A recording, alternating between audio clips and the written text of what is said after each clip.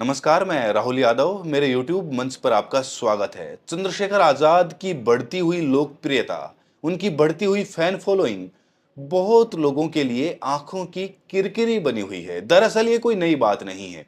जब भी कोई इंसान ऊपर उठता है, अपने समाज में प्रतिष्ठित होता है, तो साथ के साथ उसके दुश्मन भी बनते जाते हैं। और राजनीति तो एक ऐसा क्षेत्र है जिसमें विरोधियों की और दुश्मनों की कोई कमी नहीं होती है। दरअसल 2020 में चंद्रशेखर आजाद ने अपनी आजाद समाज पार्टी का गठन किया, भीम आर्मी की भी स्थापना की। उसके बाद वो नगीना से सांसद चुने जाते हैं, लगभग 1 लाख वोटों से जीत जाते हैं। पश्चिमी यूपी में उनका बोलबाला था। दलित प्लस मुस्लिम समीकरण के वोट उन्हें काफी मात्रा में मिले थे, जिसके बाद वो लगभग 1 लाख वोटों से नगीना से जीत जाते हैं और सांसद चुने जाते हैं। इसके बाद जिस तरीके से उन्होंने काम करना शुरू किया, अलग अलग इलाकों में जहां पर भी दलितों के साथ, पिछड़ों के साथ, बहुजनों के साथ अत्याचार होते थे, तो वो मुखरता के साथ अपनी आवाज उठाते थे। अब जो मेन स्ट्रीम मीडिया है, गोदी मीडिया है, वो तो इन खबरों को नहीं दिखाता था, लेकिन जो सोशल मीडिया है, सोशल मीडिया पे लगातार उनकी खबरें चलती रहती थी। और धीरे धीरे ही सही, लेकिन चंद्रशेखर आजाद ने भीम आर्मी और आजाद समाज पार्टी के साथ बहुजनों में जो अपनी पकड़ बनाई है, तो बहुजन समाज की उम्मीदें उनसे काफी ज्यादा बढ़ गई हैं। लेकिन इसके साथ ही उनके दुश्मन भी लगातार बढ़ रहे थे। और उन्हीं में से एक दुश्मन, या फिर कहीं कि उनका प्यार, रोहिणी घावरी हैं। पिछले कुछ दिनों से वो लगातार उनके ऊपर ट्वीट्स कर रही थी, अपने सोशल मीडिया पर आरोप लगा रही थी, कह रही थी कि उनको शादी के झांसे में रखा और उसके बाद उनका शारीरिक शोषण किया और शादी का झांसा देकर लगातार वो उनके साथ शोषण करते रहे। उन्हें नहीं पता था कि वो शादीशुदा हैं। और इस तरह की तमाम आरोप वो चंद्रशेखर आजाद के ऊपर लगाती रहीं। सिर्फ उनके साथ ही नहीं, बल्कि उन्होंने बहुत सी लड़कियों का जिक्र किया कि चंद्रशेखर आजाद बहुत सी लड़कियों का शोषण कर चुके हैं और वो लड़कियां कहाँ हैं ये कोई नहीं जानता है। इसके साथ ही वो कहती हैं कि चंद्रशेखर आजाद के ऊपर बहुत से मुकदमे भी लगे। खैर, वो बात तो पुरानी हो गई, ये सब बातें आप जानते हैं। लेकिन हाल ही में एक वीडियो आया, शायद आप लोगों ने देख लिया होगा। उस वीडियो में रोहिणी घावरी माफी मांगते हुए कह रही हैं कि मुझे माफ कर दो बहुजन समाज से, कि मैंने बहुत बड़ी गलती की है चंद्रशेखर जैसे साफ छवि के नेता को बदनाम करके। और साथ ही साथ उन्होंने ये भी कहा कि बीजेपी से मुझे 1 करोड़ रुपए मिले थे और इसकी एवज में मैं उनको बदनाम करने में लगी हुई थी। हालांकि सब जानते हैं कि एआई का जमाना है, तो किसी ने भी ये वीडियो एआई के थ्रू बनवा दी होगी। और आवाज सुनने में साफ लगता है कि ये एआई जनरेटेड वीडियो है, इसमें कोई तथ्य नहीं है, कोई पुख्ता सच नहीं है। लेकिन जरा सोचिए, रोहिणी घावरी ने एक तरफ तो कह दिया कि जो ये वीडियो है ये फेक है, एआई से बनाया गया है, उनको बदनाम करने की साजिश की जा रही है। लेकिन दूसरी तरफ वो चंद्रशेखर आजाद के ऊपर जो लगातार आरोप लगा रही हैं, कभी उनके मैसेजेस लीक करती हैं सोशल मीडिया पर, कभी उनकी फोटोग्राफ्स लीक करती हैं, जिसमें कि चंद्रशेखर आजाद प्यार भरे अंदाज में उनके सामने तस्वीर में दिखाई दे सकते हैं। लेकिन जरा सोचिए, जो तस्वीरें रोहिणी घावरी सोशल मीडिया पर पोस्ट कर रही हैं चंद्रशेखर आजाद के साथ, उनके मैसेजेस लीक कर रही हैं, प्राइवेट चैट्स को सबके सामने रख रही हैं, और एक लोकप्रिय सांसद को, जिसकी समाज में काफी अच्छी छवि बनी हुई है, हजारों या लाखों लोग उनके साथ जुड़े हुए हैं, उनको बदनाम किया जा रहा है। तो ये भी तो हो सकता है कि वो वीडियोस भी एआई जनरेटेड हो। तो ये भी तो हो सकता है कि जो रोहिणी घावरी तस्वीरें सबके सामने रख रही हैं, वो भी एआई से बनाई गई हों, चंद्रशेखर आजाद को बदनाम करने की साजिश की जा रही हो। आखिरकार इसका फैसला कौन करेगा कि ये सच है फिर या झूठ है? आखिरकार इसका फैसला कौन करेगा कि ये जो तस्वीरें हैं, ये जो मैसेजेस हैं, ये जो आरोप रोहिणी घावरी लगा रही हैं, ये सच है कि झूठ है? इसका फैसला करेगा कौन? क्या कोई जनता करेगी? क्या कोई नेता करेगा? क्या बृजभूषण शरण सिंह करेंगे, या फिर अदालत करेगी, संविधान करेगा? जाहिर सी बात है, सबको पता है कि संविधान ही हक देता है सच को सच और झूठ को झूठ साबित करने का।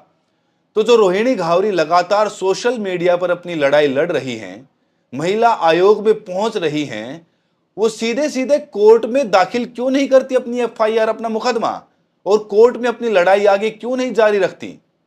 लोग उनसे लगातार ये सवाल पूछ रहे हैं। लगभग 3 जून से उन्होंने लगातार सोशल मीडिया पर ट्वीट्स किए हैं, जिनमें हर एक ट्वीट में चंद्रशेखर आजाद को बदनाम किया जा रहा है, उनके खिलाफ ऐसी ऐसी बातें लिखी जा रही हैं जो कि एक आम आदमी के लिए भी आपत्तिजनक हो सकती हैं, लेकिन ये तो एक सांसद हैं, तो उनकी छवि को कितना नुकसान पहुंचा है यह आप अंदाजा लगा सकते हैं।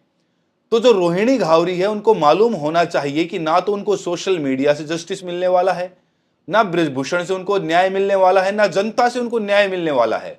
न्याय तो उनको कोर्ट में ही मिलेगा, और कोर्ट में वो अभी तक पहुंची नहीं है। इसीलिए लोग मानने लगे हैं कि वो बीजेपी की एजेंट है, और बीजेपी की एजेंट होने के नाते उन्हें बीजेपी से कुछ रुपए भी मिले होंगे, जिसकी एवज में वो चंद्रशेखर आजाद को लगातार बदनाम कर रही हैं। अब जब रोहिणी घावरी के ऊपर ये आरोप लग रहे हैं, ये एआई से बनाई हुई वीडियोज उनके खिलाफ बनाई जा रही हैं, इसके बावजूद भी अगर वो कोर्ट में नहीं पहुंचती है तो वो आरोपी साबित हो जाएंगी। खुद चंद्रशेखर आजाद कह चुके हैं कि भाई वो जो भी जवाब देंगे वो कोर्ट में देंगे, तो वो क्यों सोशल मीडिया के सामने अपना गला फाड़ रही हैं, ये बात सोचने का विषय है। और इसके साथ ही मैं आपके सामने ऐसे 4 सबूत पेश करने वाला हूं जिससे कि जो रोहिणी घावरी आरोप लगा रही हैं, उनकी बातों में ही वो खुद उलझ जाएंगी, उनकी बातों में ही झूठ छुपा हुआ है। जो भी समझदार व्यक्ति होगा या जो भी जागरूक नागरिक होगा, उसको पता चल गया होगा कि मैं किन बातों का जिक्र करने वाला हूं। दरअसल रोहिणी घावरी सबसे पहला आरोप ये लगाती हैं कि उन्हें नहीं पता था कि चंद्रशेखर आजाद शादीशुदा व्यक्ति हैं।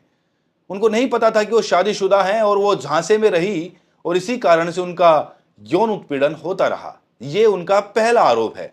अब देखिए कि समझने की बात यह है कि चंद्रशेखर आजाद 2022 में गोरखपुर से योगी आदित्यनाथ के खिलाफ चुनाव लड़ते हैं, लेकिन वो हार जाते हैं, बुरी तरह से हार जाते हैं। लेकिन उनकी हार मायने नहीं रखती, मुद्दा वो नहीं है।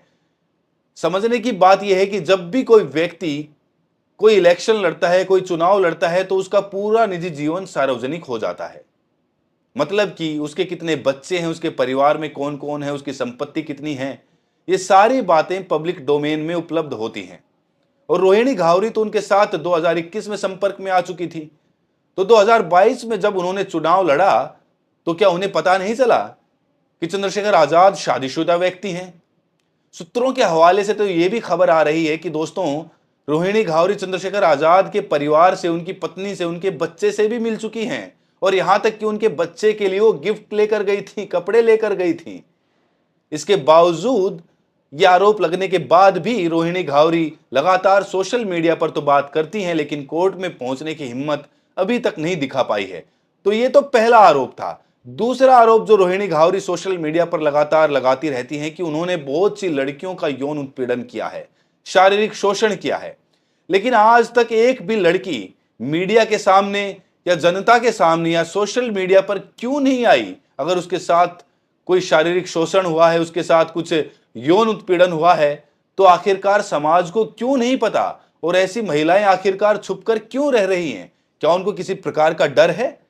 या फिर रोहिणी घावरी के अगर वो संपर्क में है, तो रोहिणी घावरी जब सबके सामने आ सकती हैं, तो उन लड़कियों को सबके सामने आने में क्या परेशानी है, क्या दिक्कत है?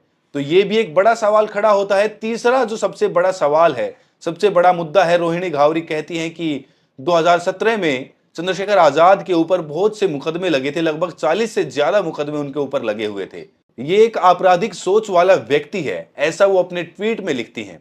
तो जरा सोचिए, 2017 में जब रोहिणी घावरी को यह मालूम था कि वो एक अपराधी हैं, उनके ऊपर मुकदमे दर्ज हो रखे हैं, और वो तो एक पीएचडी की स्टूडेंट थी, स्विट्जरलैंड से पीएचडी की पढ़ाई कर रही थी, यूनाइटेड नेशंस में भारत को संबोधित कर चुकी थी।